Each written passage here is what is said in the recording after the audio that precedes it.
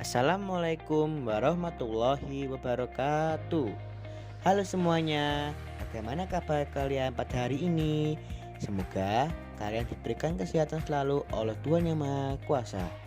Nah, hari ini kita akan memasuki pembelajaran kedua pada tema 7, yaitu mengenai perlawanan bangsa Indonesia dalam menghadapi penjajah.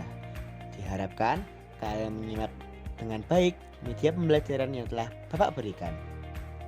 Baik, simak video Bapak kali ini ya.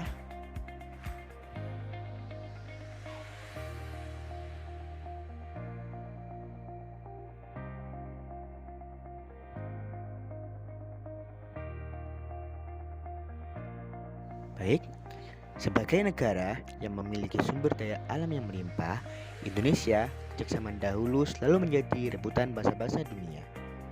Banyak hasil rempah Indonesia yang sangat dibutuhkan oleh bangsa Eropa, antara lain cengkih, kayu manis, jahe, palawija, dan sebagainya. Selain itu, dengan letak posisi Indonesia yang strategis, di mana negara Indonesia diapit oleh dua benua dan dua samudra, hal itu membuat bangsa Indonesia menjadi jalur perekonomian terpenting pada masa itu.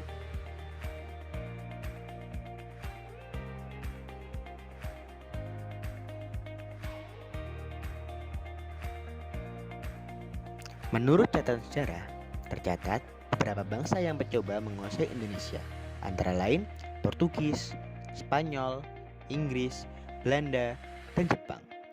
Akibat dari hal tersebut, banyak warga Indonesia yang menderita karena cengkraman penjajah. Hal itu menyebabkan terjadinya perlawanan di berbagai daerah di Indonesia.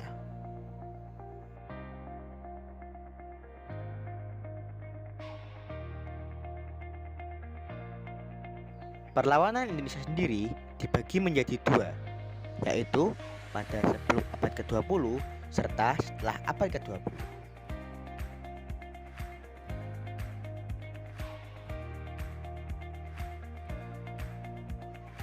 Sebelum abad ke-20, gagasan tentang Negara Kesatuan Republik Indonesia belum berkembang, sehingga perlawanan rakyat sendiri bersifat kedaerahan.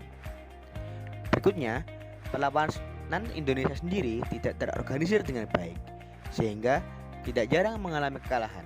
Apalagi penjajah Belanda menerapkan strategi divide et impera, yakni politik untuk memecah belah. Selain itu, perlawanan sendiri kebanyakan dipimpin oleh tokoh masyarakat yang karismatik dan disegani oleh masyarakat. Karena ketergantungan kepada pemimpin, apabila tokoh tersebut berhasil ditaklukkan, maka semangat perlawanan juga berkurang. Kemudian, perlawanan ini lebih mementingkan perjuangan fisik seperti perang senjata. Selain itu, masyarakat berjuang bukan untuk Indonesia merdeka, tetapi bagaimana cara untuk mengusir penjajah dari daerahnya masing-masing. Contoh perlawanan ini ialah Perang Diponegoro. Perang Diponegoro sendiri berlangsung selama 5 tahun, yaitu pada 1825 hingga 1830.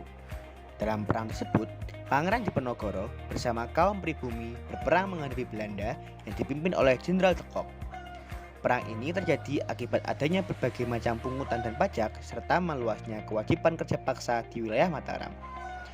Hal ini diperparah ketika pihak Belanda memperlebar jalan melalui tanah makam leluhur Pangeran Diponegoro tanpa meminta izin terlebih dahulu. Hal ini membuat Pangeran Diponegoro marah dan memulai perlawanan terhadap Belanda. Setelah abad ke-20, perjuangan kemerdekaan tidak lagi bergantung pada senjata, tetapi menggunakan organisasi modern. Perlawanan menggunakan metode seperti menggunakan metode perundingan. Perjuangan pada masa pergerakan nasional adalah golongan cendekiawan, tidak lagi oleh golongan bangsawan atau pemimpin daerah. Para cendekiawan menggunakan pendekatan politik dan lebih terorganisir. Melalui pemikiran para cendekiawan, lahirlah organisasi-organisasi semacam Budi Utomo pada 1908, Sarekat Dagang Islam pada 1911, dan Indis Party pada 1912. Salah satu perlawanan para kaum cendekiawan ini ialah melalui Indis Party. organisasi yang didirikan pada 25 Desember 1912 oleh Ernest Dawes Dekker, Suwardi Suryaningrat atau Ki Hajar Dewantara, dan Cipto Mangunkusumo. Hindis Party cukup berani melancarkan kritik terhadap pemerintah kolonial Hindia Belanda. Banyak karya mereka yang tertuju untuk mengkritik pemerintah, antara lain Als ik Nederlander was, atau Seandainya Aku Seorang Belanda, oleh Ki Hajar Dewantara, yang dirilis tepat saat pemerintah Belanda akan mengadakan peringatan 100 tahun kemerdekaan Belanda dari Prancis. Akibat hal tersebut, ketiganya diseret ke pengadilan kolonial dan kemudian mendapatkan hukuman pengasingan. Hindis Party sendiri berakhir sama, yaitu harus berakhir dengan dibubarkan. Baik, setelah memperhatikan video yang Bapak berikan, apakah ada yang berani memberikan kesimpulan? Jika tidak ada, Bapak akan memberikan kesimpulan pembelajaran pada hari ini. Baik, kesimpulan pada hari ini ialah perlawanan bangsa Indonesia terhadap penjajah terjadi di berbagai daerah di Indonesia. Hal ini berlangsung selama ratusan tahun lamanya dan mengakibatkan timbul banyak perlawanan yang terjadi di berbagai daerah, antara lain Perang Diponegoro. Selain dengan peperangan, banyak juga perlawanan bangsa melalui jalur diplomasi atau dengan bantuan para cendekiawan. Nah, sebelum abad ke-20, gagasan tentang Negara Kesatuan Republik Indonesia belum berkembang, sehingga perlawanan rakyat bersifat kedaerahan. Kemudian, perlawanan juga tidak terorganisir dengan baik, sehingga tidak jarang mengalami kekalahan. Selain itu, perlawanan dipimpin oleh tokoh masyarakat yang karismatik dan segani oleh masyarakat, sehingga ketergantungan pada pemimpin, dan apabila tokoh tersebut berhasil ditaklukkan, maka semangat perlawanan juga berkurang. Selain itu, perlawanan ini lebih mementingkan perjuangan fisik atau dengan perang senjata. Dan masyarakat berjuang bukan untuk Indonesia merdeka, tetapi bagaimana cara untuk mengusir penjajah dari daerahnya masing-masing. Nah, setelah abad ke-20, perjuangan kemerdekaan tidak lagi bergantung pada senjata, tetapi menggunakan organisasi modern. Perlawanan ini menggunakan metode perundingan. Selain itu, pada masa pergerakan nasional, ada golongan para cendekiawan. Nah, dan tidak dipimpin oleh para bangsawan atau pemimpin daerah. Para cendekiawan sendiri lebih menggunakan pendekatan politik atau lebih terorganisir. Mungkin sekian video pembelajaran dari Bapak. Jika ada salah dan lebihnya Bapak mohon maaf. Wassalamualaikum warahmatullahi wabarakatuh.